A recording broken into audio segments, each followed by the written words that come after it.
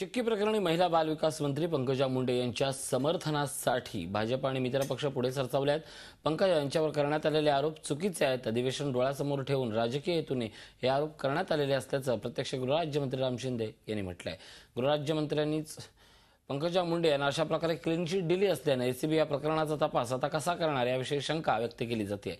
तर दुसरीकडे चारा छावणीत शेण खाणाऱ्या काँग्रेस राष्ट्रवादीच्या नेत्यांना पूर्वीची गोड चिक्की आताच का कडू लागते असा सवाल स्वाभिमानी शेतकरी संघटनेचे नेते सदाभाऊ खोत यांनी उपस्थित केलाय। आघाडीच्या काळापासूनच संबंधित कंपनीकडून चिक्कीची खरेदी केली जात आहे।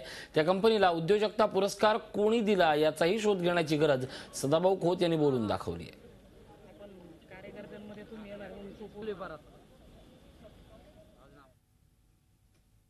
संबंधित खात्याच्या मंत्री पंकजाताई मुंडे पालवे यांनी स्वतःहून सांगितले की मी कोणत्याही चौकशीला सामोरं जाण्याची तयारी, त्यावर राज्याच्या मुख्यमंत्र्यांनी सुद्धा सांगितले आणि त्याबद्दल माझं असं मत आहे की हा विषय अधिवेशनाच्या पूर्वसंध्येला सामोरं जात असताना विरोधकाकडे कोणतेही मुद्दे नाहीत आणि नको त्या विषयाकडे लक्ष वेधण्याचा हा विरोधकाचा प्रयत्न आहे आणि म्हणून कोणतेही तथ्य नसताना आणि ह्याच्या त्यांची जे रेट कॉन्ट्रॅक्ट आहे, दर पत्रक होतं ते तत्कालीन सरकारच्या कालखंडामध्ये झालं होतं। 31 मार्चला हा खर्च करणं अपेक्षित होतं आणि म्हणून त्या अनुषंगानं झालेला हा सर्व प्रकार आहे आणि तत्कालीन मंत्र्यांनी सुद्धा अशाच पद्धतीने ह्याच्यामध्ये केलेला आहे, म्हणून त्याच्यामध्ये काही तथ्य नाही।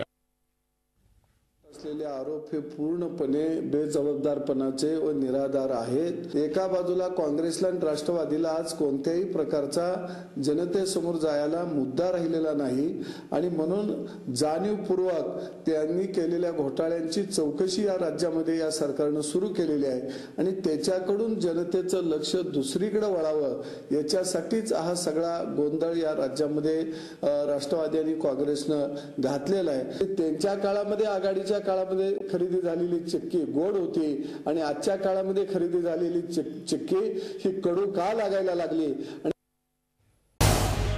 झी 24 तास रहा एक पाऊल पुढे।